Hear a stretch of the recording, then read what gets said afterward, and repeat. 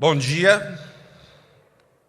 Bom, nesse segundo dia da nossa Semana Jurídica, teremos agora pela manhã a palestra sobre o tema O Novo Código de Processo Civil e o ônus da prova no processo do trabalho.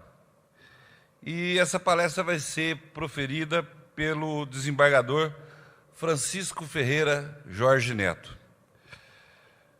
O doutor Francisco Ferreira Jorge Neto é desembargador do Tribunal Regional do Trabalho de São Paulo, da 2ª Região, é mestre em Direito das Relações Sociais pela PUC de São Paulo, professor na Escola Paulista de Direito, autor de livros, por exemplo, Direito do Trabalho, que está na 8ª edição, Direito Processual do Trabalho, que está na sua 7ª edição, Prática Jurídica Trabalhista, também na sua 7ª edição, e Curso de Direito do Trabalho, que está na 3ª edição, Redigindo a Sentença Trabalhista, na 3ª edição, e Empregado Público, na 4ª edição.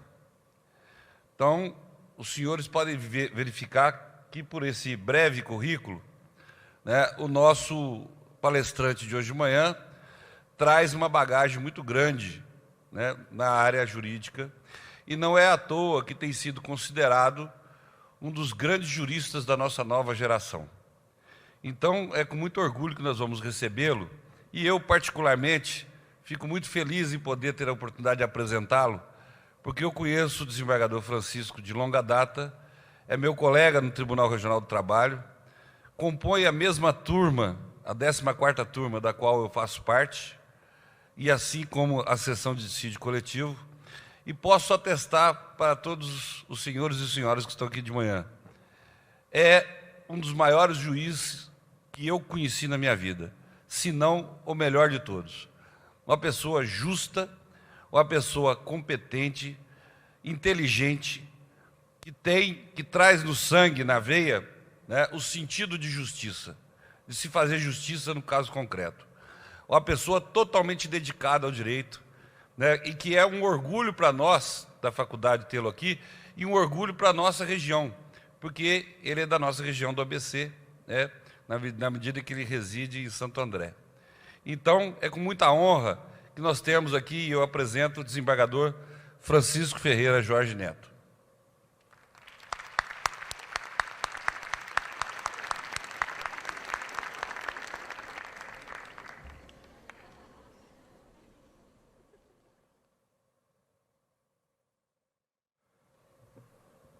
Bom dia a todos. Eu vou falar um pouco do Código de Defesa do Consumidor ao longo da minha palestra, mas eu gostaria de dizer a vocês que não fui eu que fiz a minha publicidade. Quem fez a publicidade foi o Dr. Davi. Se é que pode ser alguém responsável, é ele. Tá ok? Eu agradeço as palavras gentis, palavras de uma pessoa que eu tenho o maior respeito, a maior admiração. E eu costumo dizer que eu sou uma pessoa de sorte, porque eu cheguei no tribunal, o doutor Davi me fez um seguinte convite: Francisco, venha trabalhar na 14ª. Eu disse assim a ele: Davi, aonde eu chego, eu não gosto de sair, a não ser que eu tenha um motivo. E eu nunca saí da onde eu presidi, por um motivo que não fosse a minha única e exclusiva vontade. Os 2 primeiros anos do tribunal, fiquei na 11ª turma.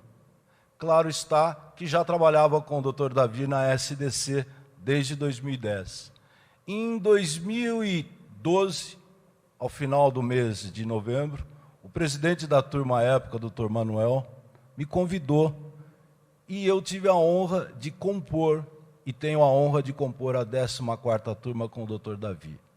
Eu, naturalmente, sou o revisor dele, tanto na SDC como na 14ª turma.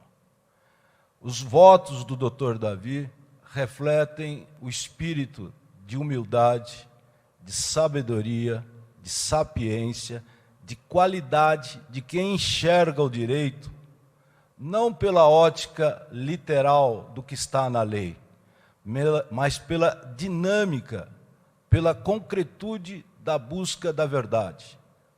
Se nós não fazemos o melhor, não tenha dúvidas, damos de nós o melhor. Isso ele faz e ele faz muito bem. E eu fico atrás, estou atrás dele até hoje, vendo nos votos dele uma qualidade que é, assim, íncita a ele. Sem falar da pessoa humana que é o Dr. Davi. Então, essas palavras gentis por ele traçadas, talvez seja fruto de uma admiração mútua. Ele exagerou um pouco. A única coisa que eu posso dizer que é verdade no que ele disse é que eu sou casado com a Justiça do Trabalho. Eu adoro o que eu faço, nunca advoguei, nunca tive a honra de advogar. Hoje eu tenho quase 35 anos de Justiça do Trabalho e é a minha única casa. Tá ok? O Dr. Davi me convidou para que nós falássemos do novo CPC. Agradeço o convite. Vejo aqui que boa parte daqui dos professores aqui estão. A doutora Eliana Borges, também na área de Direito do Trabalho, Dr. Marcelo Mauad, na pessoa de quem eu cumprimento os demais professores e, em especial, a todos vocês, jovens que estão na graduação e que, se fizeram a opção pela Faculdade de Direito de São Bernardo, estão no caminho certo. É uma instituição séria, das poucas que são sérias neste país. Tá ok? O direito, ele vive em função da sociedade, e a sociedade vive em função do direito. Nós partimos do pressuposto que, historicamente, o direito do trabalho, ele tem um cunho protetivo. Isto está em todas as legislações, em especial na legislação trabalhista. Como o processo em si, dentro da teoria geral do processo, é a parte da ciência do direito que tutela o procedimento no qual se visa a reparação do direito violado, ou que tem por objetivo cessar uma ameaça a direito, nós podemos dizer que o direito processual, mesmo tendo um objeto, mesmo tendo a sua principiologia, é um direito instrumental. Instrumental no sentido de que o processo, como mecanismo, é o meio pelo qual o Estado, no exercício da jurisdição, procura tutelar o direito violado ou evitar ou cessar a ameaça a direito. Como o direito do trabalho, ele é de cunho protetivo, esses reflexos são inexoráveis no processo do trabalho. E dentro deste aspecto de ser inexorável, há em diversos pontos da CLT, na parte que trata do dissídio individual, como também do dissídio coletivo, pontos estes que fazem refletir a importância do processo como instrumento de justiça. Um deles, simples, é a não necessidade do pagamento de custas quando da propositura da ação. Um outro é a simplicidade do procedimento na audiência trabalhista. A quase totalidade dos atos processuais que se praticam na fase de conhecimento estão na audiência trabalhista. Seja no procedimento ordinário, no procedimento sumário, como no procedimento sumaríssimo. Por outro lado, nós também temos que na primeira audiência, seja ela una, seja ela inicial, se o reclamante, quando empregado, não comparece, arquiva-se a demanda. Já o reclamado é considerado revel e, pela revelia, tem-se a confissão. Todos estes desdobramentos acompanham o processo do trabalho, dentre vários outros, como reflexos da própria razão de ser do direito do trabalho como um caráter de proteção. Infelizmente, ou felizmente, é uma discussão que se faz até hoje, a consolidação das leis do trabalho, apesar das suas várias décadas de vigência, não tem o rigor científico de um código, seja de um código de direito do trabalho, seja de um código de direito processual do trabalho. Dentro da CLT, nós temos um único artigo que dispõe a respeito do tema da aula, que é o ônus da prova. É o artigo 818 da CLT. Como a CLT não prevê diversos institutos que são previstos na teoria geral do processo, logo, do processo civil, de há muito tempo, nós aplicamos subsidiariamente o Código de Processo Civil. Neste particular, nós temos o artigo 769 da CLT, que autoriza que se aplique as normas do processo civil ao processo do trabalho, quando a CLT é omissa e desde que, em havendo a omissão, a norma a ser transportada seja compatível com a estrutura do processo do trabalho. Recentemente, o projeto de lei, agora lei, que é o novo Código de Processo Civil, que está em um período de vacatio legis até o mês de março de 2016, dentro do artigo 15 do novo CPC, diz da aplicação supletiva e subsidiária do CPC, do novo CPC, ao processo do trabalho. Então, aquilo que o artigo 769 já o dizia, com a simplicidade das palavras ali postas pela CLT, pelo legislador consolidado, nós temos quase que reiteradas de uma forma mais técnica, de uma forma mais apurada, no artigo 15 do novo CPC. Dito isto, justifico o diálogo das fontes, não só hoje, com o CPC de 73, mas como amanhã, pelo novo CPC. Diálogo este que nós, operadores do trabalho e processualistas do direito do trabalho, já o fazemos de há muito tempo, em especial pelo fato de que nós não temos, dentro da CLT, normas que estabeleçam premissas como se tem, melhor dizendo, no atual CPC e como se terá no novo CPC. Então, neste diálogo das fontes, posso sim dizer que o processo do trabalho se apoia no processo civil e dentro deste tema posso dizer que nós combinamos o artigo 818 da CLT com o atual 333 do CPC de 73, que no novo CPC é o artigo 373. Feita esta pequena introdução, eu passo a avaliar o que representa a palavra prova.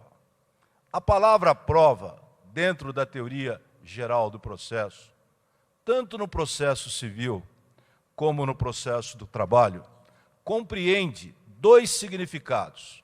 Primeiro significado, os meios pelos quais se provam os fatos trazidos a juízo. Segundo significado, a demonstração da verdade sobre os fatos trazidos a juízo. Então eu tenho prova no sentido objetivo, como meio de prova.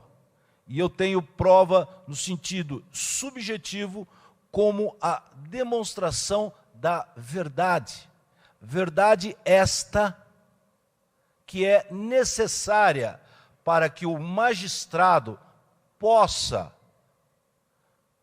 diante da ação, petição inicial, e diante da resistência, resposta do réu, no ato de sentenciar, prestar a jurisdição.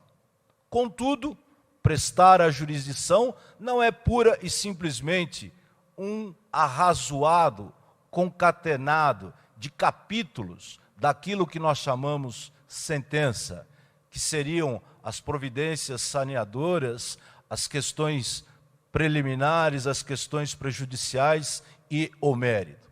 Não é só isto, mas é a demonstração inequívoca de como é que o magistrado fundamentou a sua decisão.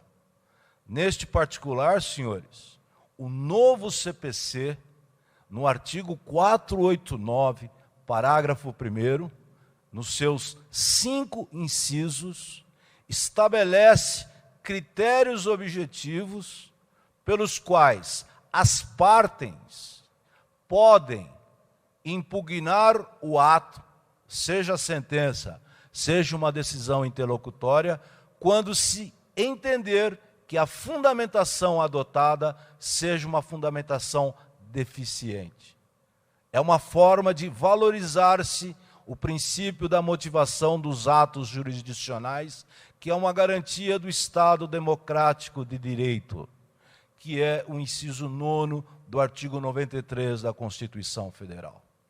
Então, senhores, dentro da sentença, a prova interliga-se basicamente com o mérito, que é a prestação sobre o que se pede, avaliado sobre a luz da resistência, da resposta do réu. Neste sentido, é o que nós podemos dizer, que a prova é uma das diversas manifestações do magistrado, mas não apenas do magistrado, das partes enquanto contraditório dentro da dinâmica do processo. É aí que nós podemos dizer assim: na audiência trabalhista, o juiz geralmente faz a primeira tentativa de conciliação. Esta primeira tentativa, ela não se apresenta por ser frutífera, passa-se a fase da resposta. A resposta pode ser a exceção, a contestação e a reconvenção. Boa parte da resposta é a contestação. Feita a apresentação desta resposta, passa-se a fase da instrução. É aí que nós vamos colher os meios de prova. Basicamente, na audiência trabalhista, nós temos os depoimentos das partes. Temos os depoimentos das testemunhas. É aí que nós temos a prova como uma forma da demonstração da verdade dos fatos alegados, tanto pelo autor na petição inicial, como pelo réu na sua resposta. Daí eu digo, olha a presença em concreto dos dois elementos do conceito de prova, durante todo o desenrolar da audiência trabalhista. Aí vocês me perguntariam, muito bem, o senhor nos disse qual é o conceito, mas qual será o objeto da prova? E aí eu lhes diria, por excelência, o objeto da prova são fatos. Por exceção, o objeto da prova é o direito. E quando eu falo que, por exceção, o objeto da prova é o direito, não estou falando do direito público, do direito subjetivo violado, que é o que embasa o pedido. Estou falando do direito como norma jurídica. Às vezes eu preciso demonstrar o direito como norma, porque a norma não é necessariamente o que está na fonte legal. Eu posso ter outras normas que amparem direitos trabalhistas que não estão na norma, chamada fonte estatal, mas que estão nas convenções coletivas de trabalho, que estão nos acordos coletivos de trabalho, que estão em um regulamento de empresa. Às vezes, eu faço a demonstração de um costume empresarial. Outras vezes, eu posso fazer a prova de uma determinada cláusula não escrita. Em outras palavras, em alguns casos, a prova, além dos fatos, compreenderá o direito. Não como direito subjetivo violado, mas como norma jurídica. Retornando à questão dos fatos, aí nós diríamos, quais fatos nós podemos dizer que são importantes para que o magistrado forme a sua convicção? Aí eu lhes diria, no próximo slide, fatos controvertidos, fatos relevantes e fatos determinados. Aí vocês me perguntariam, mas é importante que o juiz delimite quais são os fatos? Sim, isto faz parte da fundamentação que antecede a todo e qualquer ato da coleta da prova oral, que são os depoimentos e os depoimentos das testemunhas quando da realização das audiências. As partes, ouvidas pelo magistrado, fixará os pontos controvertidos. Esta regra está no artigo 451 do CPC. Ela não é repetida literalmente no novo CPC, mas está presente na estrutura da prova no novo CPC. O que é fixar os pontos controvertidos? Em primeiro lugar, identificar-se os fatos que serão objeto de prova. Quais fatos? Fatos controvertidos. Fatos em relação aos quais há uma dissonância entre as partes. Por quê? Porque não há necessidade de prova. Aí nós temos o artigo 334 do novo, o artigo 334 do atual CPC e 374 do novo CPC, que diz: independem de prova os fatos notórios, os fatos confessados, os fatos incontroversos e os fatos em relação aos quais há uma presunção de verdade. Então, quando se faz o estabelecimento de quais fatos são controvertidos, seriam todos aqueles que não incidem nessas 4 exceções que estão no artigo 333 do atual CPC e no artigo 374 do novo CPC. Genericamente, nós vamos dizer assim: fatos controvertidos, fatos sobre quais há uma dissonância entre as partes. Um alega e o outro nega. Ponto. Por outro lado, além dos fatos serem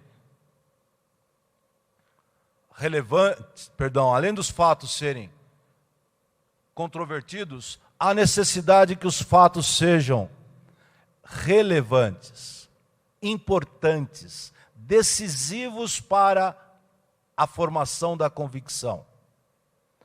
Ao menos naquele momento. Por quê? Fatos que não sejam importantes, não há a necessidade da carga probatória. Então, quando nós falamos de fatos relevantes, são aqueles fatos que estão na pedra de toque do fato constitutivo do direito, invocado na petição inicial, e dos fatos impeditivos, modificativos ou extintivos do direito do autor que estão dentro da resposta e na resposta dentro da contestação e dentro da contestação na defesa de mérito. Aí me permita um pequeno parênteses para que a minha argumentação se torne mais clara. Por quê?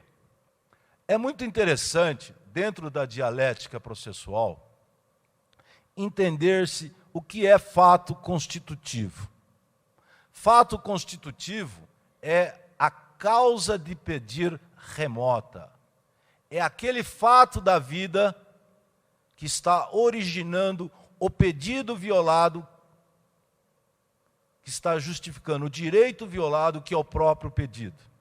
Nesta linha de raciocínio, quando nós falamos em fatos constitutivos, estamos dizendo todos aqueles fatos alegados pelo autor na petição inicial e que é a base constitutiva, a causa de pedir remota, é o fundamento fático do direito material violado, que é o próprio pedido. Por regra, artigo 333, inciso 1º do CPC, ao autor cabe a prova dos fatos constitutivos. Por outro lado, quando nós pensamos na contestação como manifestação do direito da resistência da parte, que é um direito constitucional, a parte, dentro da contestação, dentro do mérito, pode ter duas atitudes. Primeira atitude, negar o fato constitutivo, chamada defesa direta de mérito. Por outro lado, o réu pode, para a mesma causa de pedir e pedido, além de negar o fato constitutivo, também pode indicar outros fatos. Fatos estes que têm por objetivo neutralizar as consequências jurídicas do fato constitutivo. E quais seriam esses fatos? Os chamados fatos modificativos, impeditivos ou extintivos do direito do autor.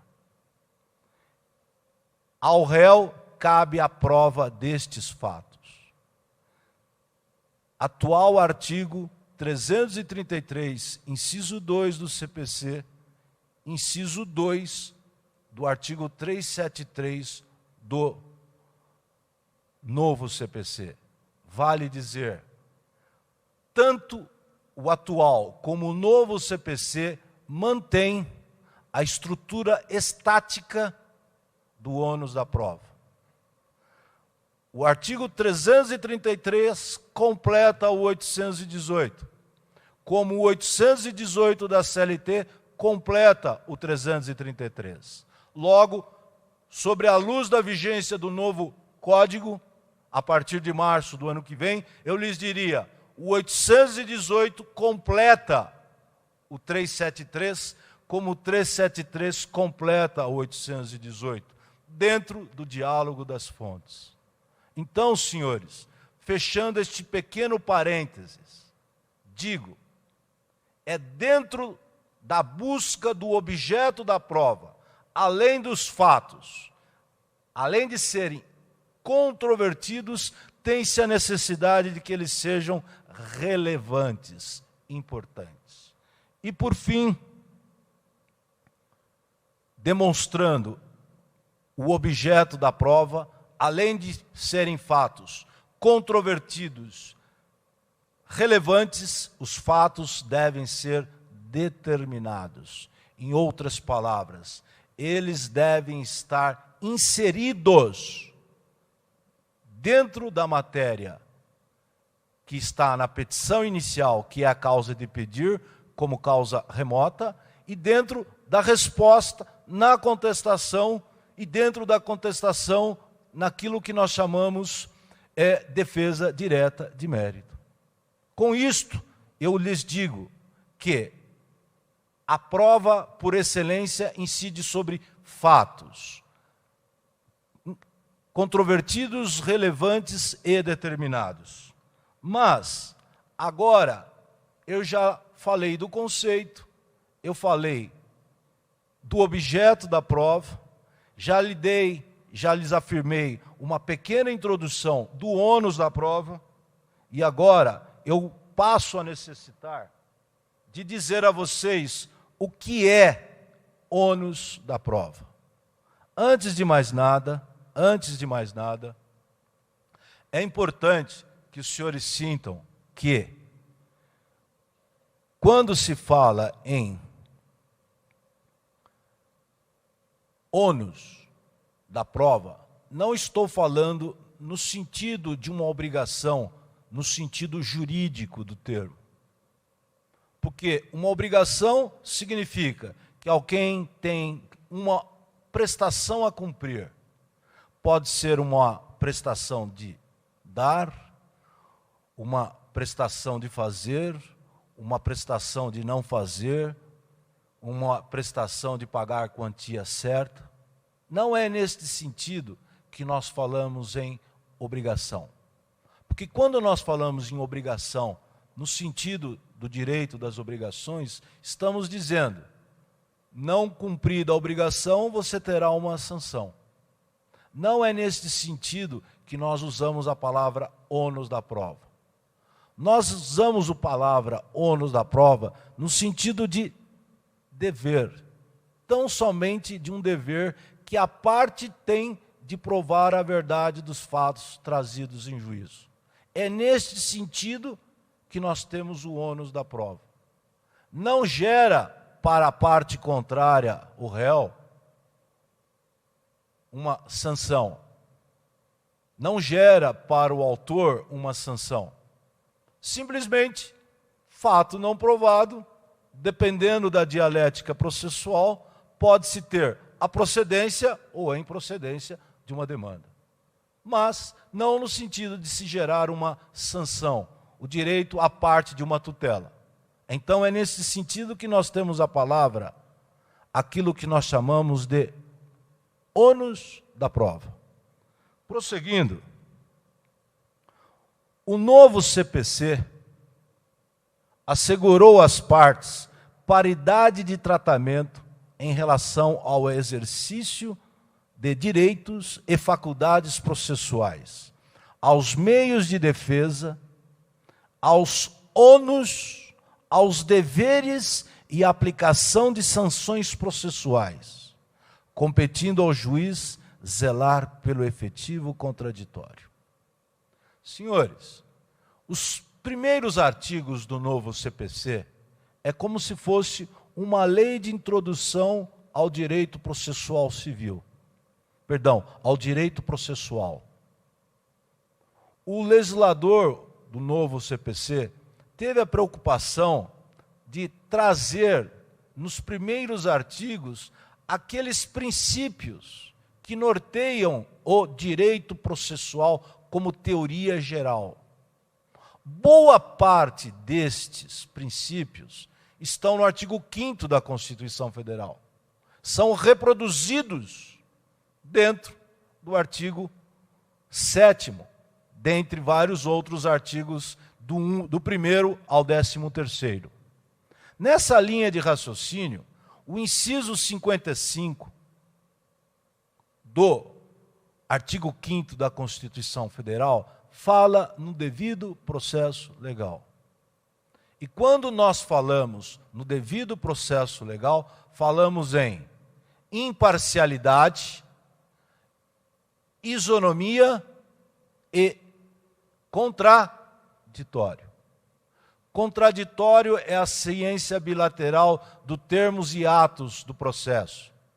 É o direito de ser comunicada dos atos processuais. É o direito à informação. É neste sentido que nós temos o contraditório. Contudo, como o ônus da prova se apresenta no desenrolar deste contraditório, as partes não podem ser surpreendidas com uma inversão indevida do ônus da prova. Agora me permitam um desabafo. Hoje, quantos juízes violam este princípio?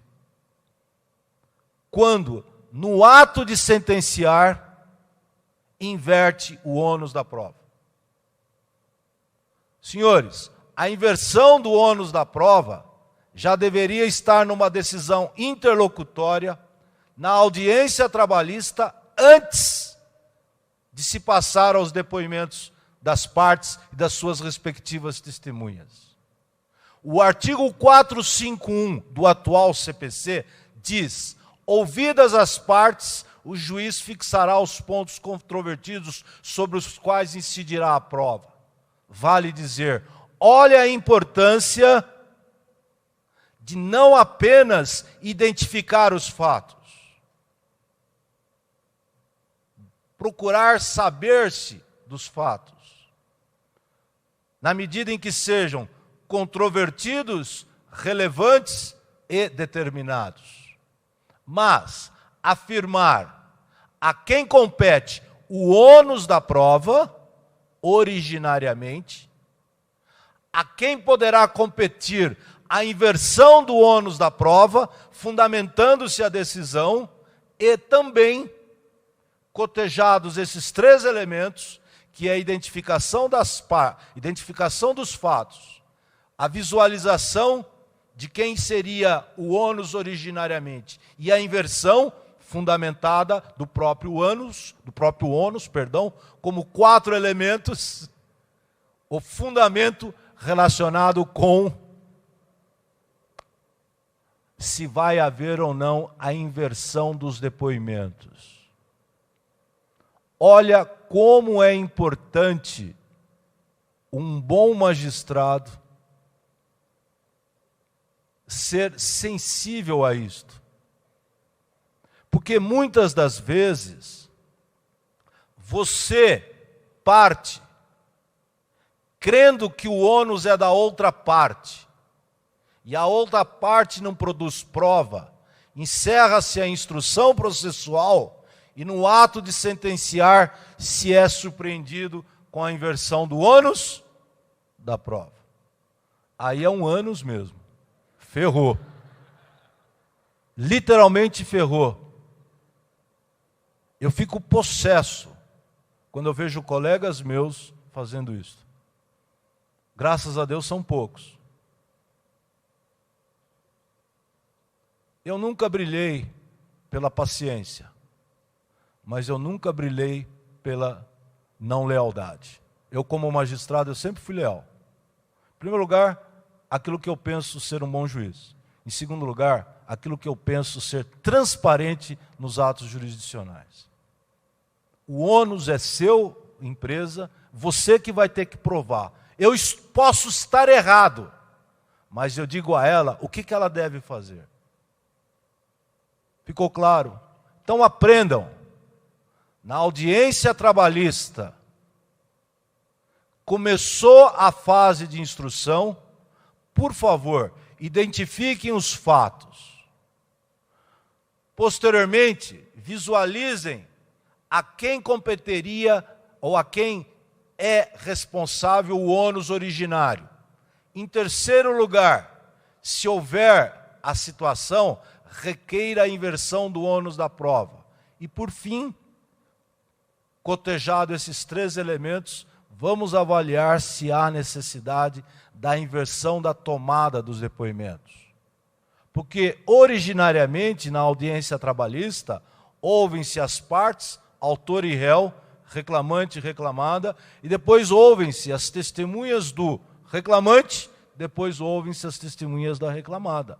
Mas isto não é uma regra inflexível. Dependendo da inversão do ônus da prova, pode-se ter a inversão dos depoimentos. Mas uma coisa não gera necessariamente a outra. Ok? Dito isto, eu falo de dois outros artigos do novo CPC que me que me deixam assim. Olha como foi a preocupação do novo legislador em evitar a surpresa. Logo, o juiz, ele está impedido de proferir decisão contra uma das partes sem que ela seja previamente ouvida. Olha o contraditório novamente.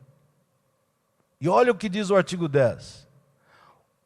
O novo Código de Processo Civil proíbe ao juiz decidir em grau algum de jurisdição com base em fundamento a respeito do qual não se tenha dado às partes oportunidade de se manifestar, ainda que trate de matéria sobre a qual deva decidir de ofício.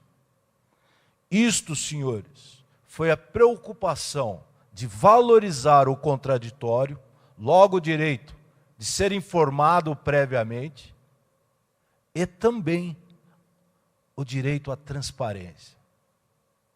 Processo não é caixa de Pandora.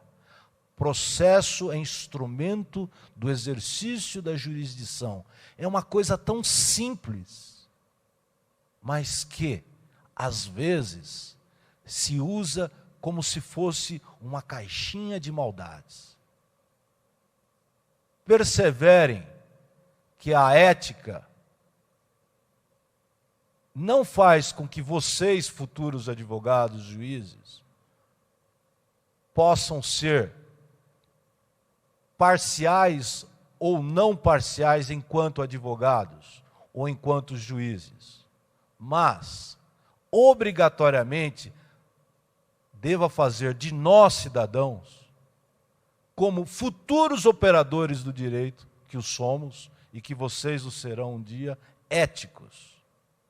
Éticos no sentido de que as partes passam, mas nós ficamos. Vocês, como futuros advogados, boa parte de vocês, como futuros advogados, e alguns como integrantes do Poder Judiciário, do Poder do MP ou de qualquer outra função específica dentro da ciência do direito, dentro da operação do direito. Então veja, a ética tem como um dos seus basilares, das suas estacas, a transparência. E eu acho que o juiz tem que ser transparente. A parte tem que ser transparente. Às vezes, me permitam o desabafo, eu não perdia a audiência. Mesmo que eu tivesse de adiar os atos processuais que eu pudesse praticar, sem que eu violasse direito de uma das partes, eu praticava. Então, por exemplo, as minhas audiências na primeira AVT de São Caetano do Sul eram unas. Como foram unas nos últimos 3 anos, quando eu fiquei em São André. E a parte dizia: Excelência, o senhor pode adiar a audiência porque a minha testemunha não compareceu? Eu dizia: posso. Fazia a transcrição, já consignava o adiamento, e na sequência eu dizia: reclamada, me passe a defesa. Aí a parte sempre dizia assim: mas o senhor não vai adiar? Falei: vou, claro que vou. Mas se o senhor juntar a defesa, na próxima audiência o reclamante já vai saber o que eu estou alegando. Aí eu me perguntava assim: mas o reclamante precisa saber o que o senhor está alegando para ele saber qual é o ônus da prova dele e qual será a eventual contraprova que se faça necessária. E eu juntava a defesa e muitas das vezes as pessoas me agrediam com olhar de censura e às vezes até com palavras agressivas, dizendo assim: o senhor está tumultuando o processo. E eu dizia: não estou. Eu estou adiando porque há um justo motivo. Estou otimizando, recebendo a defesa, e eu só poderia adiar na medida em que eu pudesse dizer quais fatos seriam controvertidos ou incontrovertidos para que eu adiasse. E eu só posso saber disso lendo a defesa. Por isso que quando eu adiava, eu no mínimo recebia a defesa. Dava prazo para a parte se manifestar e na sequência eu marcava a data. Mas quantas vezes eu fui pego com palavras, se não agressivas, olhares de censura. Olhares estes que nos permitem avaliar assim, até que ponto o juiz está certo ou está errado. E eu nunca tive dúvidas de que eu estava correto. Porque para que eu adiasse para ouvir testemunha, eu precisaria saber o conteúdo da resposta para saber até que ponto os fatos da inicial, se eles eram controversos ou incontroversos. Mera questão de lógica formal. É o que a gente às vezes vê de partes que juntam no PJE defesas com a ferramenta do sigilo. Não estou falando nada de segredo de justiça, estou falando da ferramenta sigilo. O sigilo, ele tem que ser fundamentado. Não basta simplesmente operar o sigilo. Ontem, no meu grupo de estudos, fui surpreendido com a seguinte pergunta. Doutor Francisco, quando eu estava lendo a sentença, eu vi que o juiz falou de documentos os quais eu não me lembrava. Quem fez a pergunta era o advogado do reclamante. E eu fiquei espantado. Eu disse, no mínimo, o juiz não abriu o sigilo de todos os documentos. Sorte do reclamante que eram documentos que nós poderíamos dizer assim, não tão importantes para o contexto de todas as causas de pedir. Mas se o fossem, no mínimo, embargos de declaração pedindo a nulidade de todo o processado, porque não foi dado ciência daqueles documentos. Aliás, eu nem soube que os documentos estavam juntados, porque para a parte, ele não consegue ter acesso ao documento pelo PJE quando tem a ferramenta do sigilo. O juiz precisa tirar o sigilo para que o documento se mostre para a parte. Por que eu estou dizendo isto? Porque processo é instrumento de justiça. Tá ok? Prosseguindo. Como é que se apresenta a demonstração do ônus da prova? Já lhes disse naquele primeiro parênteses. A demonstração do ônus da prova, ela se apresenta que cabe ao autor a prova dos fatos constitutivos. Cabe ao réu a demonstração dos fatos impeditivos, extintivos ou modificativos do direito do autor. Também lhes disse que a contestação na parte da defesa de mérito pode, para a mesma causa de pedir e pedido, simultaneamente negar o fato constitutivo e, além de negar o fato constitutivo, opor a este fato outros fatos, que visam atingir as consequências jurídicas do fato constitutivo. Aí vocês poderiam me dizer, mas eu posso, como réu, para uma única causa de pedir e respectivo pedido, como estão na inicial, simultaneamente negar o fato constitutivo e opor a este fato constitutivo outros fatos? E eu lhes digo, pode. E por que pode? Pelo princípio da eventualidade. A parte, quando contesta, deve contestar de forma específica. E contestar de forma específica é, se necessário, pela ótica da defesa, negar o fato e, simultaneamente, além da negativa do fato constitutivo, opor outros fatos. Isto não é violar o princípio da litigância de boa-fé. Tá ok? Prosseguindo, o artigo 818, ele deve ser complementado com esses dois outros itens que estão neste slide, que lá embaixo está escrito, artigo 373, incisos 1 e 2. Isto é o do novo CPC, do atual CPC, são os incisos 1 e 2 do artigo 333. Isto é o que nós costumamos dizer, senhores, da visão estática do ônus da prova. Tá ok? Prosseguindo, aquilo que eu disse a vocês, evitar decisão surpresa. E até coloquei como destaque.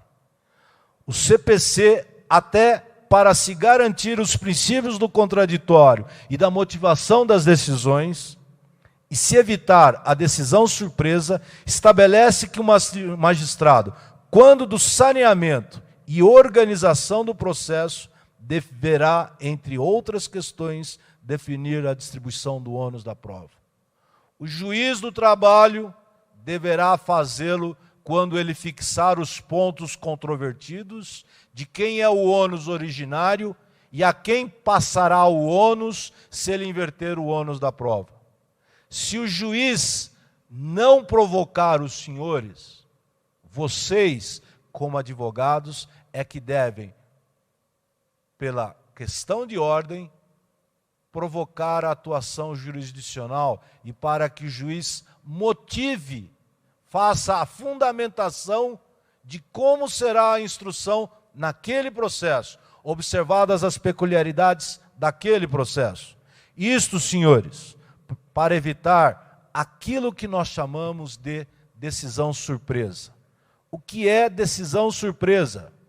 É aquela que tem-se uma inversão do ônus da prova no critério de avaliar as provas quando se sentencia. Enquanto que esse critério deveria ser um dos principais a nortear a coleta das provas. Tá ok? Nesse próximo slide, nós colocamos a importância dos poderes instrutórios do magistrado. Hoje, pelo artigo 130 do atual CPC, artigo 370 do novo CPC, nós colocamos assim que o magistrado tem os chamados poderes instrutórios. E há uma opinião comum de que esses poderes instrutórios deve-se, ou é uma atribuição do juiz originariamente competente para conhecer daquela demanda. Não seria para o juiz que, em grau recursal, viesse a julgar uma sentença essa da qual houve ou uma apelação no processo civil ou um recurso ordinário no processo do trabalho. Nessa linha de raciocínio, é importante que os senhores reflitam que em alguns momentos do processo, o magistrado se debruça sobre isso. E ao se debruçar sobre isso, ele coloca algumas ponderações. Será que o juiz de segundo grau pode, independentemente de uma preliminar de nulidade de uma das partes, por cerceamento do amplo direito de defesa, de produzir provas, se ele entender que a fundamentação dele, que a convicção dele não está devidamente formalizada porque não há provas nos autos? Eu sempre, quando passei a estar no tribunal, muitas das vezes, eu lia os processos e dizia assim, se eu tivesse feito esta prova, se eu tivesse tido o requerimento desta prova, se eu tivesse mandado o processo para o perito, vale dizer, quantas vezes a minha atuação jurisdicional de revisão, ela se baseou na prova única e exclusivamente constante dos autos. Eu, particularmente, sempre me vi constrangido em alguns processos, em poucos processos. E parti a algumas reflexões. Será que o artigo 130 do atual CPC poderia ser aplicado para o juiz no grau recursal? E à época, junto com o Dr. Gilberto, com quem eu escrevo, e um funcionário do meu gabinete, nós fizemos um pequeno artigo falando da principiologia e os poderes instrutórios do juiz. E por alguns autores que nós lemos do processo civil, eles entendem que o artigo 130 seria aplicável tanto no primeiro como no segundo grau. Hoje, senhores, lendo o novo CPC, tanto o primeiro juiz, como o segundo juiz, relator e revisor, como o terceiro juiz, podem converter o recurso que está sobre a apreciação daqueles juízes em diligência, para que provas sejam produzidas por ele ou determinadas a produção ao juiz originário. Vale dizer, ele não está cerceando, ele não está acolhendo uma preliminar.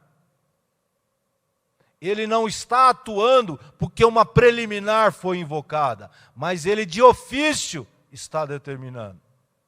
Neste sentido, senhores, é que eu faço a leitura do artigo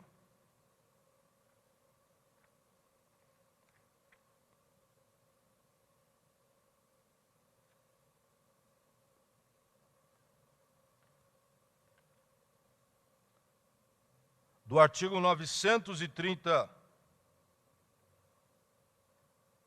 do artigo 938 do novo Código Civil, que diz assim, parágrafo 3º, reconhecida a necessidade de produção de prova, o juiz converterá o julgamento em diligência, que se realizará no tribunal ou em primeiro grau de jurisdição, decidindo-se o recurso após a conclusão da instrução. Creio eu que esse dispositivo, aplicado a toda a instrumentalidade do processo como instrumento de justiça, autoriza a aplicação dos poderes instrutórios, tanto no primeiro grau como no segundo grau, mas desde que o faça de forma fundamentada, para evitar uma decisão surpresa. Tá ok? Prosseguindo, o próximo slide fala desta atuação do magistrado. O magistrado, diante das peculiaridades do caso concreto, ele pode inverter o ônus da prova. O que significa inverter o ônus da prova? Significa atribuir-se o ônus a quem originariamente não teria este ônus. Hoje, esta teoria chama-se aptidão para a prova. Quem tem a melhor aptidão para a prova? Outros dizem, é a carga dinâmica do ônus da prova. Diante das peculiaridades do caso concreto, o magistrado inverte o ônus da prova. E ao inverter-se o ônus da prova, ele vai procurar, dentro das peculiaridades do caso concreto, encontrar quem tem a melhor aptidão para esta inversão. Só que, ao lado desta teoria, nós temos duas outras teorias que justificam a inversão do ônus da prova. A primeira teoria é a que se baseia na presunção. É uma teoria simples, uma teoria clássica, Exemplo, súmula 338 do TST. Não juntou o cartão de ponto, inverte-se o ônus da prova. Por quê? O horário da inicial passa a ser verdadeiro. Tem-se uma presunção. Presume-se verdadeiro o fato constitutivo. Como se presume verdadeiro, incumbe a parte contrária, no caso a reclamada, provar que não há hora extra. É a visão clássica de uma teoria que se justifica a inversão do ônus da prova. Uma segunda teoria que inverte o ônus da prova é aquela que se baseia na aplicação do Código de Defesa do Consumidor.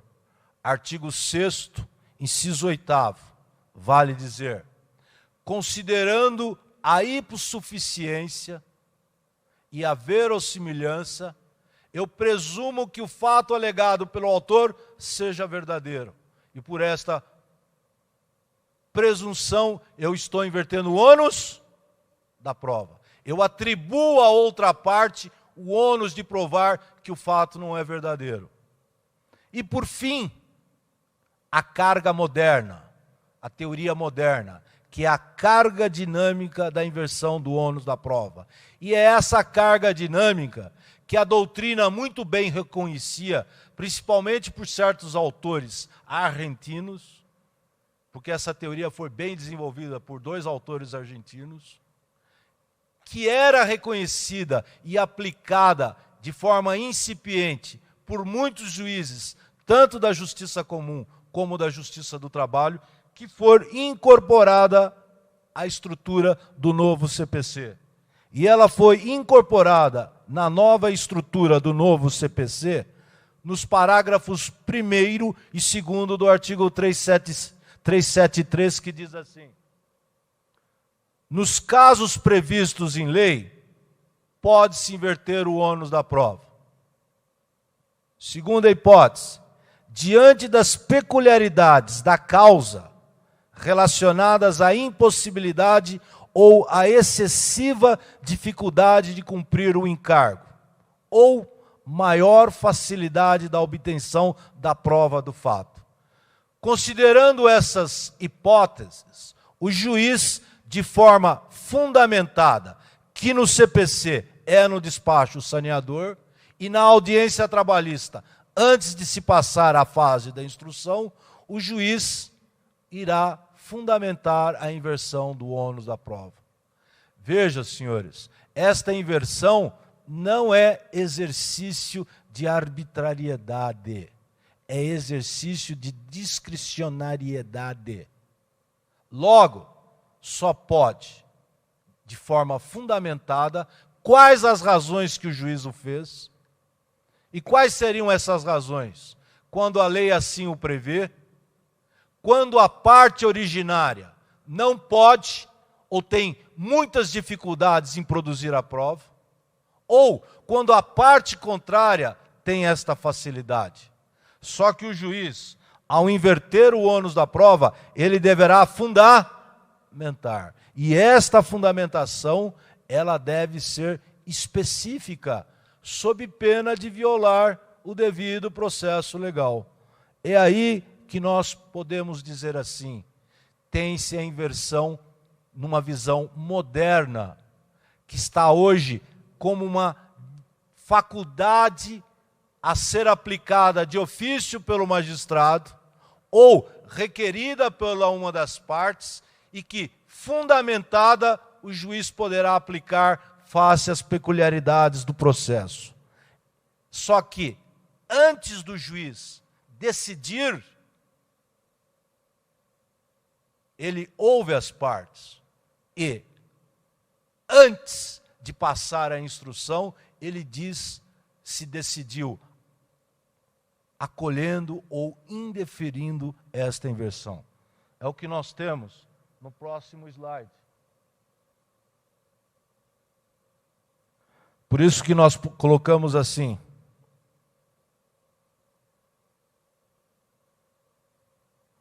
neste caso, o juiz deverá dar à parte a oportunidade de se desincumbir do ônus que lhe foi atribuído. Deve ser ressaltado que a decisão não pode gerar situação em que a desincumbência do encargo pela parte seja impossível ou essencialmente difícil. Em outras palavras, senhores, além de ser fundamentado, o juiz não pode fazer com que essa atribuição a quem não teria originariamente este ônus seja uma situação equivalente àquilo que nós chamamos prova diabólica. Prova diabólica é puro exercício do bom senso. O juiz não pode exigir provas de fatos negativos indefinidos. Vou dar um exemplo. O juiz exige que eu demonstre que todos vocês, num período de X a Y, não estiveram num determinado local. Isso é uma prova extremamente difícil de ser realizada. É aquilo que nós chamamos de fato negativo indefinido, indeterminado. Agora, se o juiz disser, prove que o Francisco não esteve na cidade de São Bernardo neste período, tornar-se-á uma prova mais palatável, um fato negativo determinado. Estou dando esses exemplos para que o exercício inconcreto desta discricionariedade não leve a uma situação de iniquidade, uma situação de injustiça. Por isso que o artigo diz, se o juiz inverter, ele deve inverter no sentido de que isso não torne algo impossível para quem não teria isto. É o que nós colocamos no outro slide. Tá ok? Finalizando a minha palestra, já falei um pouco mais do tempo, exemplos de inversão do ônus da prova que nós podemos ter. Responsabilidade civil do empregador por acidente de trabalho, responsabilidade civil do empregador por assédio moral, responsabilidade civil do empregador por assédio sexual, vínculo de emprego. São situações que o magistrado pode inverter o ônus da prova, principalmente na questão do acidente de trabalho. É muito difícil para o trabalhador vítima de um acidente, ou para os dependentes deste trabalhador, se ele vier a falecer, demonstrar os requisitos da responsabilidade civil. Ou às vezes, diante de uma terceirização, fraudulenta ou não, é muito difícil às vezes para o reclamante provar a subordinação direta. Vale dizer, persevere nesta nova teoria esta que nós, juízes do trabalho, já fazíamos e que atualmente está positivada. Eu entrego a palavra à mesa, eu agradeço a oportunidade, para mim é uma honra, me abro para qualquer pergunta, oxalá venham perguntas que eu saiba responder, e muito obrigado pela oportunidade, e uma palavra a vocês, nunca deixem de estudar. Terminada a graduação, vocês estão iniciando uma outra fase de suas vidas. E o estudo é inesgotável. E a busca pelo saber é uma obrigação de qualquer pessoa que bate no peito e diz assim, eu sou operador do direito. Meu muito obrigado e parabéns a vocês.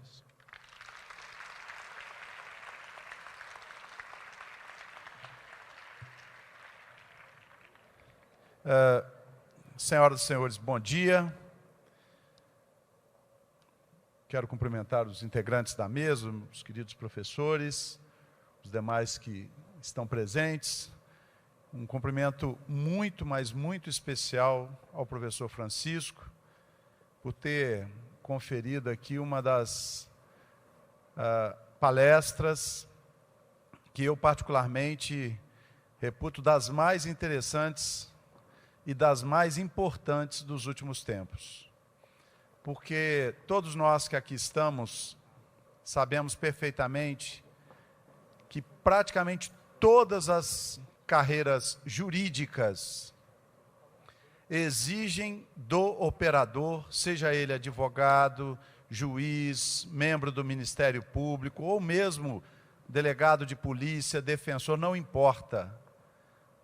Exige do operador um bom conhecimento neste tema, neste assunto que o professor Francisco acabou de discorrer aqui nesta manhã. É preciso conhecer bem a distribuição do ônus da prova num processo, seja ele qual for, de que área for, não é? E vocês perceberam que o novo código, de certa forma, com as influências que advieram do processo do trabalho, da realidade do trabalho, acabou, de certa maneira, por incorporar algumas das práticas, algumas das previsões do processo do trabalho, no sentido de se obter, de fato, a busca da verdade real. E aquilo que o professor Francisco falava, de que o processo é um instrumento para realizar justiça, né? É para isso, naturalmente, que existe. Não fosse assim, seria uma tremenda de uma iniquidade e, além disso, uma perda de esforços, de recursos do Estado, da sociedade, etc., né? Então, eu desde já, e alguns colegas ali já me pediram, eu gostaria que Vossa Excelência disponibilizasse para nós essas transparências, esses slides, e nos autorizasse naturalmente a divulgar apenas cientificamente, por óbvio, né? E uma vez mais, cumprimentando a vossa conferência, porque além de tudo, ela foi extremamente técnica, levou em consideração princípios do direito, né? E foi extremamente técnica, porque levou em conta uma série de elementos que são essenciais para que esta busca da verdade real possa acontecer, mas ao mesmo tempo observando o princípio do devido processo legal. Afastando a surpresa no processo, permitindo que haja transparência, o contraditório, enfim, eu diria quase que uma aula sobre aquilo que seria o ideal num processo. Como deve ser, o dever ser. Temos que aprender a fazer aquilo que é correto. Mas, sem mais delongas, eu quero abrir aqui a palavra, professor Balico, eu vou passar a coordenação dos trabalhos aqui ao professor Balico, a fim de que os colegas também possam ter a oportunidade de se manifestar. Em meu nome e em nome da nossa instituição, desde já, os meus sinceros cumprimentos, professor, uma vez que Vossa Excelência tem comparecido e contribuído de uma maneira muito interessante e, ao mesmo tempo, com muito boa vontade, com muita cordialidade, com muita amizade conosco, com a nossa instituição, tem vindo aqui com uma certa frequência, sempre nos atendendo, e, pelo visto, continuará a vir, não é? Porque a sua presença e seus estudos e pesquisas contribuem e muito com o engrandecimento e o crescimento dos estudos e do conhecimento dos nossos estudantes. Muito obrigado, uma vez mais. Eu passo desde já, então, a palavra ao professor Erotilde para as suas considerações. Bom, primeiro, bom dia a todos. É com muita satisfação que estou aqui e agradeço desde já a palestra do doutor. Eu não sou da parte da manhã, fiz questão de vir na parte da manhã por conta de saber do tema e saber quem era o palestrante, sabia que eu ia aprender muito com a palestra do doutor Francisco. E eu tenho, na verdade, não considerações, mas questionamentos, porque o novo CPC é um tema que me atrai e eu tenho muitas dúvidas acerca dele. Uma coisa que o senhor colocou acerca de produção de provas em segundo grau. O senhor falou de não baixar os autos ao primeiro grau, fazer a produção já em segundo grau, e, ao mesmo tempo, o senhor falou de evitar surpresas. Isso me causou surpresa, e o senhor falou de contraditório o tempo todo. Isso me pareceu contraditório, porque, se em segundo grau, o objetivo do recurso ordinário é reexame de fatos e provas, Se as provas estão sendo produzidas em segundo grau, elas não foram examinadas e analisadas em primeiro grau. Haverá, a meu ver, a supressão de uma instância. Não me parece esquisito? Essa é uma questão. A outra questão que eu gostaria que o senhor colocasse, por favor, é essa possibilidade de convenção das partes com relação ao ônus da prova.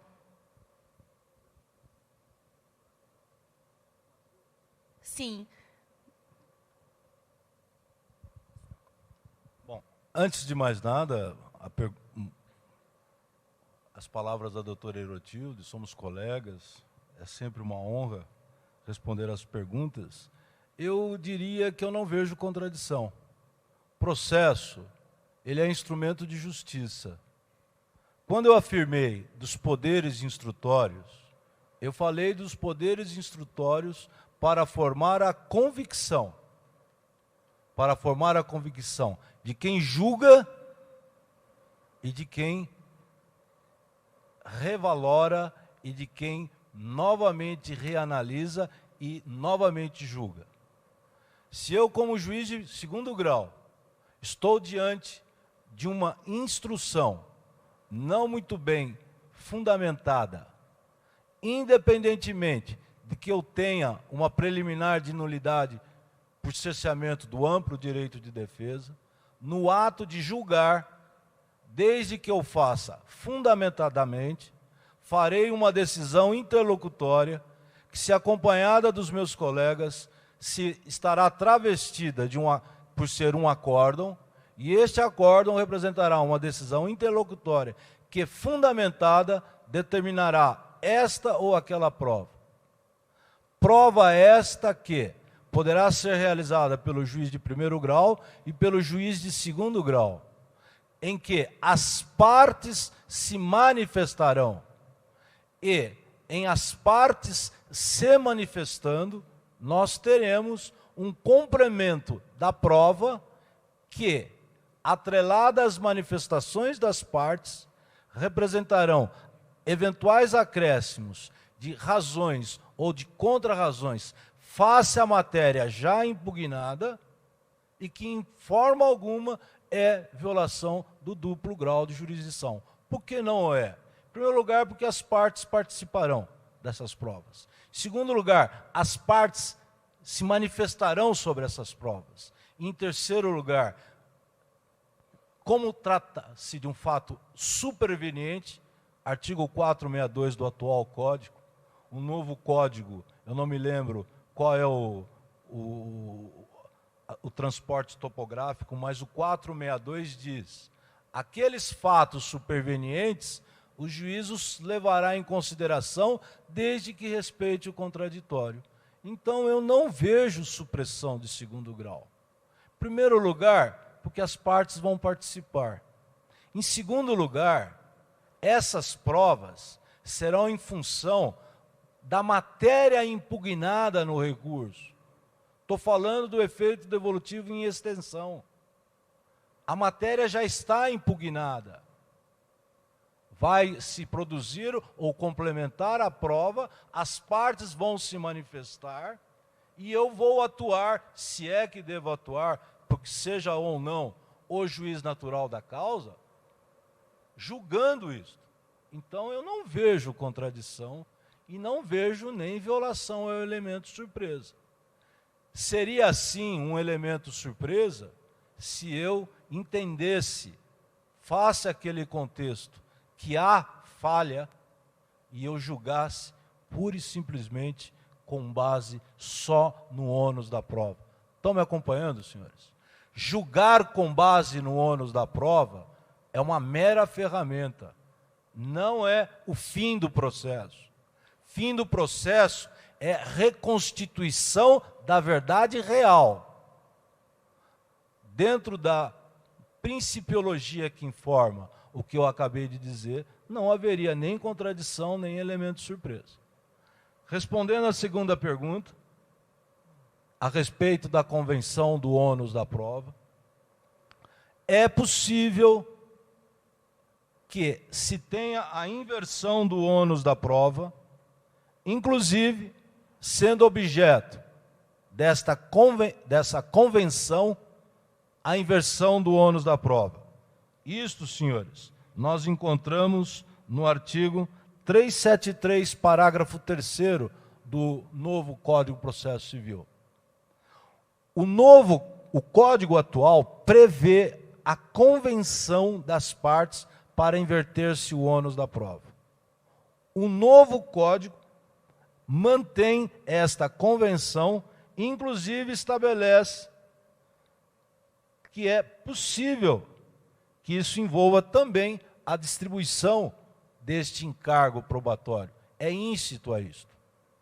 O que é muito discutível no processo do trabalho é se eu poderia, a priori, admitir pelas partes uma convenção de inversão do ônus da prova, ou de se estabelecer outros parâmetros. A doutrina vê isso com uma certa reserva, principalmente considerando o grau de sujeição do empregado ao empregador. Eu, particularmente, nunca tive nenhum requerimento das partes, nos meus quase 22 anos de juiz de primeiro grau, de estabelecimento de convenção de prova. Hoje, a convenção de prova, ela vem muito no espírito do novo CPC, porque o novo CPC estabelece que as partes poderão até mudar regras de procedimento. É o famoso negócio jurídico processual. O novo CPC parece lei de primeiríssimo mundo, e em certos momentos chega a ser até assim, utópico, principalmente pela realidade do direito do trabalho nas nossas varas do trabalho. Mas, a priori, não vejo como algo totalmente impossível uma convenção que as partes façam. Convenção esta que, inclusive, possa trazer como regra, para algum dos fatos, a inversão pura e simples do ônus da prova. Claro está que isso passa pelo filtro do magistrado, que pode acolher ou não. Tá ok? Espero ter complementado essa objeto da pergunta. Passo a palavra para o professor Davi. Bom, de antemão, a pergunta que eu tinha separado para fazer, a professora Elotilde já fez. Então, eu vou fazer uma outra consideração. Desembargador Francisco,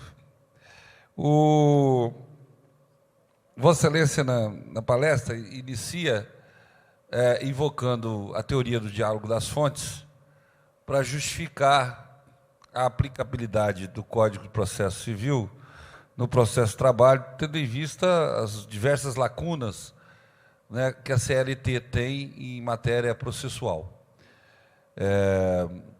O artigo 769 diz lá que, no caso da omissão, se aplicaria subsidiariamente o Código de Processo Civil. Nós temos alguns aspectos realmente de omissão que nós vamos buscar o subsídio no CPC. E outros não. Nós temos a regra do CPC, no entanto, a regra vinda do processo civil muitas vezes é mais eficaz. Dou como exemplo o caso do artigo 475J do CPC, né, principalmente no que diz respeito à aplicação da multa, o que dá mais efetividade à execução trabalhista. Baseado na teoria que Vossa Excelência desenvolveu pelo novo CPC, da busca da verdade real, não justificaria, muitas vezes, dentro dessa teoria do diálogo das fontes, eu aplicar o CPC, ainda que não tenha omissão na CLT? Essa é uma pergunta, né, na busca da verdade real. E a segunda consideração que eu queria fazer é a seguinte. Vossa Excelência muito bem abordou a importância, né, e que tem a nova sistemática do CPC, que permite aos tribunais fazer, às vezes, do juiz de primeiro grau, né, da reabertura da instrução, justamente na busca, mais uma vez, da verdade real. Nós estamos nos deparando nos últimos tempos com uma situação bastante inusitada. Os tribunais superiores têm buscado fórmulas para impedir a análise de recursos e de vários recursos, com repercussão geral, transcendência, né, uma série de requisitos que impedem a subida de recursos até os tribunais superiores, que ficam restritos a analisar aquelas questões de ordem constitucional, de violação literal à lei, e ainda que tenha uma repercussão geral, que tenha casos de grande monta. Muito bem, a Lei 13.015 do ano passado, que vai mudar a sistemática do recurso de revista no processo do trabalho, praticamente limitou a atuação dos tribunais regionais do trabalho. Né? O Tribunal Regional do Trabalho agora tem que obrigatoriamente uniformizar sua jurisprudência para evitar os recursos repetitivos. Né? E se o Tribunal Regional do Trabalho julgar diferente de uma posição já sistematizada em súmula de Tribunal Superior, ele vai ser convidado a rejulgar a matéria. Porque o TST devolve, e o próprio vice-presidente, o próprio presidente do tribunal, né, na hora de, como juízo de admissibilidade do recurso, pode devolver ao juiz de segundo grau para ele rediscutir. Isso causou um espanto muito grande de nós, que somos desembargadores. Nós já tivemos a oportunidade de debater isso, porque nós passaríamos a virar juízes de carimbo. Né? Eu não posso julgar mais contrário à súmula de jurisprudência, e isso vai engessar não só o direito, como impedir que amanhã ou depois eu possa rediscutir uma súmula que eventualmente esteja equivocada. Muito bem, com essa nova sistemática que Vossa Excelência defendeu do CPC, em que o juiz de primeiro grau pode até reabrir a instrução na busca da verdade real, os tribunais regionais do trabalho passariam a ter um papel diferente a partir de agora? Quer dizer, ao invés de ser um tribunal já julgador do recurso e preparador da nova jurisprudência, ele poderia estar reexaminando a prova ou até produzindo a prova, né? E se ele cumpre esse papel, amanhã ou depois nós estaremos relegando a um segundo plano o papel do juiz de primeiro grau? Então são essas reflexões e perguntas que eu faço, mais uma vez parabenizando Vossa Excelência e agradecendo pela presença aqui na nossa faculdade. Alô? Bom, antes de mais nada, queria dizer uma coisa. Isso deu até uma discussão acalorada na turma, né? E tudo que ele está falando agora, ele já me colocou à prova num dia na turma. Veja, são duas situações completamente diferentes. Em primeiro lugar, dizer-se juiz de primeiro grau, dizer-se juiz de segundo grau, é uma mera regra de competência a priori. E, em segundo lugar, faz parte de algo íncito a nós, seres humanos, como ao Estado democrático de direito, ter-se alguém que revise decisões proferidas por um outro juiz. Então, ser juiz de primeiro grau ou ser juiz de segundo grau faz parte da função jurisdicional em se ter aonde se inicia o processo, aonde se instrui o processo e para quem se dirige o recurso, considerando que é uma questão de política do Estado democrático de direito rever-se as decisões. Em segundo lugar, a oportunidade que dá a quem tenha sido sucumbente de ter a revisão naquilo em que a decisão lhe trouxe um prejuízo ao seu patrimônio. Ponto. Primeira questão. Segunda questão. Quando eu falei da possibilidade do juiz determinar provas como juiz de segundo grau, estou me atendo a situações excepcionais face às peculiaridades do processo, considerando o processo como instrumento de justiça.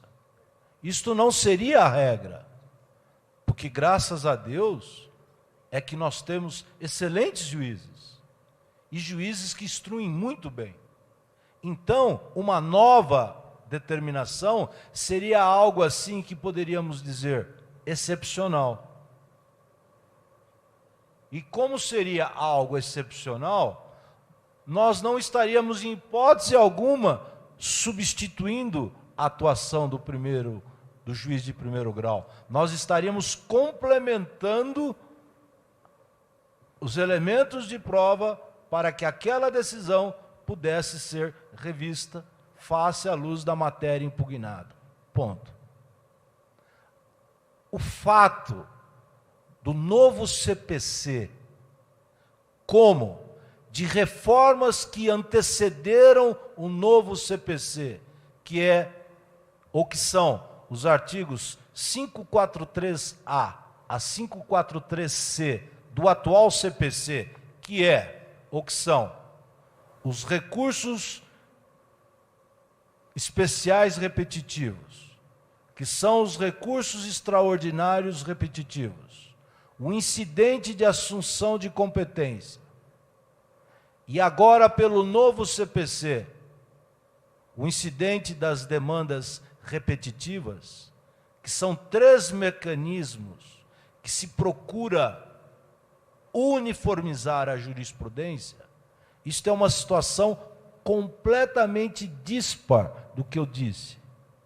Essas circunstâncias se atrelam aos cases que são decididos pelas instâncias superiores, cases estes que são em controle concentrado de constitucionalidade, controle difuso de constitucionalidade, incidente de recursos repetitivos, incidente de demandas repetitivas ou incidente de assunção de competência, é para uniformizar jurisprudência. E além de uniformizar a jurisprudência, fazer com que os juízes de primeiro grau e nós, juízes de segundo grau, façamos a observância das súmulas ou das matérias já pacificadas em teses prevalecentes nos tribunais superiores. Então, a Lei 13.015, que já trouxe para o Código, que trouxe para a CLT algumas das inovações já existentes no atual CPC e que foram muito melhor sistematizadas no novo CPC, objetivam valorizar o processo como instrumento de justiça, desafogando o judiciário de matérias que já tenham sido pacificadas à luz da doutrina e à luz principalmente da jurisprudência. São duas coisas diferentes. É uma forma de se valorizar a segurança jurídica. Agora, um diferencial. Eu não vou, porque eu estou respeitando uma tese do TST, uma súmula do TST, ser juiz de carimbo. Muito pelo contrário. Se eu entender que aquela súmula não se aplica ao caso concreto, eu vou usar o distinguish. Eu vou dizer a situação fática dos autos não corresponde à situação fática desta súmula. Ou a situação fática é assemelhada, mas os fundamentos que estão nesses autos me permitem rever este posicionamento. E eu aí posso julgar contra a súmula, ou, melhor dizendo, afastar a súmula. Tal cá são as teclas do overruling e as técnicas do distinguishing. tá ok? São ferramentas que o direito alienígena já fala muito bem e que é muito usado nos controles concentrados e nos controles difusos, com efeito modulador de jurisprudência. Tá ok? Eu acho que o juiz de primeiro, de segundo grau, ele não deve ser alguém que respeite literalmente o que está nos tribunais superiores. Mas, ao lado da independência do magistrado, há um princípio que se chama o princípio da responsabilidade institucional, que, em outras palavras, diz assim: nós, na qualidade de operadores de direito, como juízes de primeiro ou de segundo grau, devemos, por uma questão de respeito à segurança jurídica, respeitar aquelas decisões que já estão com matéria pacificada nos tribunais superiores. Contudo, se eu entender em caso diferente, fundamentarei afastando a súmula, por entender que a situação fática discutida nos autos não é aquela que esteja contemplada na sua totalidade, na sua pureza, aquela que está de forma abstrata prevista na súmula ou na tese jurídica prevalecente. É importante que os senhores entendam que são situações completamente diferentes. Uma é o ônus da prova, uma outra é os juízes de primeiro e segundo grau se convertendo a matérias já pacificadas nas decisões das cortes superiores, ou simplesmente respeitando-se efeitos moduladores dados nos chamados recursos extraordinários repetitivos, de especial repetitivo, ou no nosso processo, o recurso de revista repetitivo. Tá ok? Acredito que eu tenha separado o joio do trigo. O doutor Davi ele ficou muito bravo porque ele precisou voltar atrás de uma série de entendimentos. Eu também o fiz. E o fiz por uma questão de segurança jurídica. E me desculpem, matéria que se repete, processo a processo, aonde o TST já se pronunciou, e não há nenhuma divergência fática do que está previsto de forma abstrata na súmula, ou no incidente de jurisprudência, o nome que se dê. Se o que eu estou discutindo no grau de recurso aqui no tribunal, ou se eu fosse juiz de primeiro grau lá embaixo, eu não posso ir contra. É uma questão de se respeitar, de me curvar ao que hierarquicamente outros tribunais, em especial os tribunais superiores, já decidiram. São duas coisas completamente diferentes. Bom, agradeço as considerações, professor. Gostaria de avisar os alunos da professora Eliana que tragam seus trabalhos à mesa ao final, ou que entreguem aos recepcionistas, para que sejam encaminhados a ela aqui ao final. Se nem mais nenhum professor, tem mais. Professora Carmela? Professora Carmela, gostaria de fazer uma consideração. Primeiramente, cumprimento a todos os colegas professores, integrantes da mesa, assim como os no auditório. Cumprimento os nossos queridos alunos e, particularmente, ao nosso palestrante da manhã, doutor Francisco Ferreira Jorge Neto, que é uma honra tê-lo aqui. Desde já, o cumprimento, Vossa Excelência, pela abordagem de um tema bastante espinhoso, que versa sobre o ônus da prova. É um tema que me empolga, tanto é que foi objeto da minha dissertação de mestrado, razão pela qual eu não posso me furtar da oportunidade de aproveitar a oportunidade para lhe fazer um posicionamento, e gostaria de ouvi-lo a respeito. O senhor falou por inúmeras vezes, inclusive em resposta aos questionamentos, que o processo é um instrumento para se fazer a justiça, de se buscar a justiça, que o fim maior do processo é a reconstituição dos fatos na busca da verdade real, razão pela qual eu gostaria de ouvi-lo como o senhor observa, particularmente com os olhos voltados para o novo CPC, a respeito da prova ilícita, ilegítima e ilegal. Obrigada. Doutora, a senhora poderia repetir só a parte final? Prova ilícita, ilegítima e ilegal. Veja, é uma matéria muito gostosa quando a gente fala de ilicitudes que impliquem em violação aos chamados direitos da personalidade ou de provas que tenham sido colhidas no processo, que não violem os chamados direitos da personalidade, mas que tenham sido colhidas de forma ilícita, que são as chamadas provas ilegítimas, como, por exemplo, uma perícia feita de forma falsa, um falso depoimento, etc, etc, etc. Eu entendo que, a priori, seja uma prova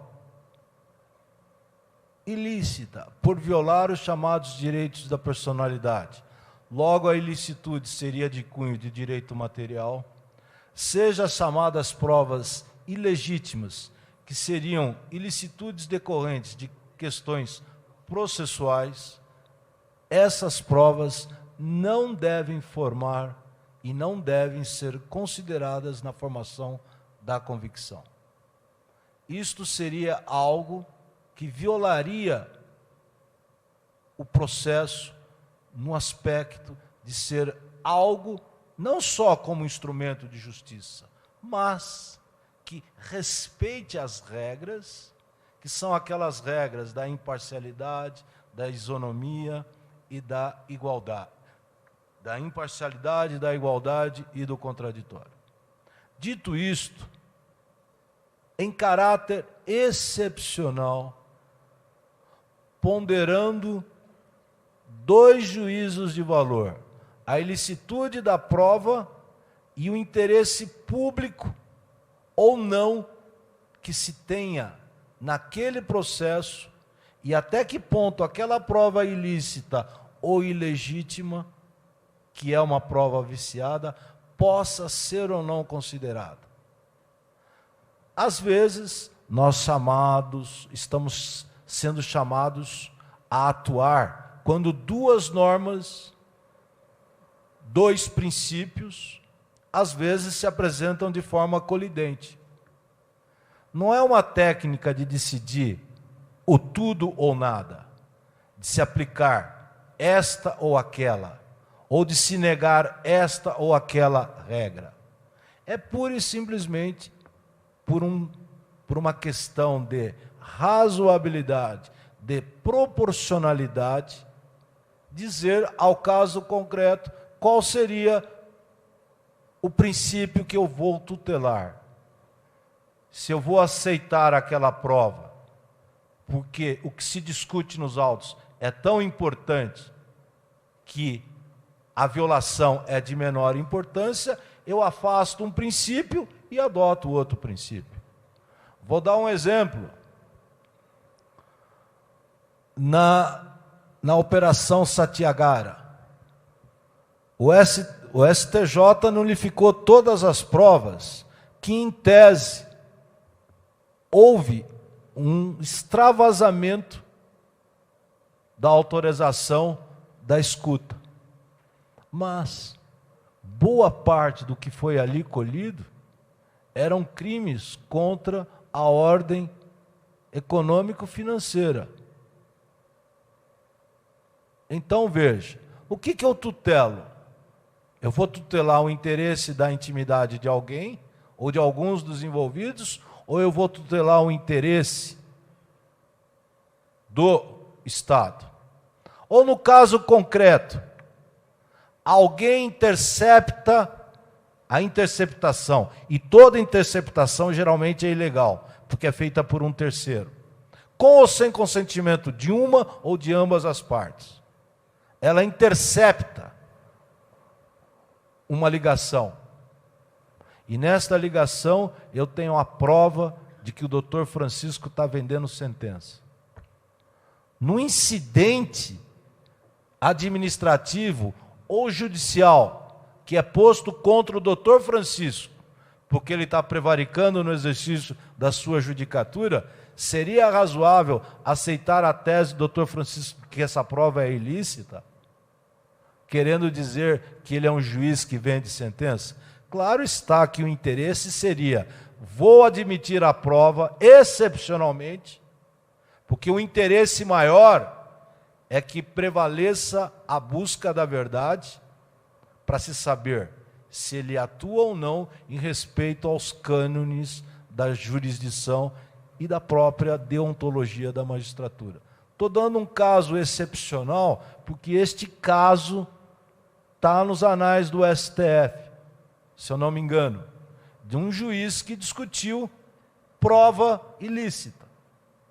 Prova ilícita que questionava a sua atuação como magistrado. Veja, senhores, um juiz corrupto é algo que é assustador. Imagina no momento em que a gente quer tanta transparência, porque a gente quer viver em paz. E viver em paz precisa que as instituições sejam sérias e que o exercício da função pública seja tão somente uma forma de se ganhar a vida, não de se enriquecer de forma corrupta.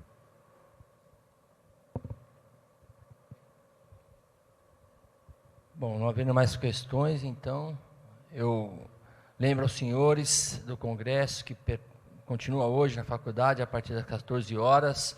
Hoje à noite teremos a exposição da nossa professora Elizabeth de Genari. E amanhã cedo o doutor André Vasconcelos Roque fala das normas fundamentais do novo Código de Processo Civil. Agradeço a atenção dos senhores e declaro encerrada a sessão. Bom dia a todos.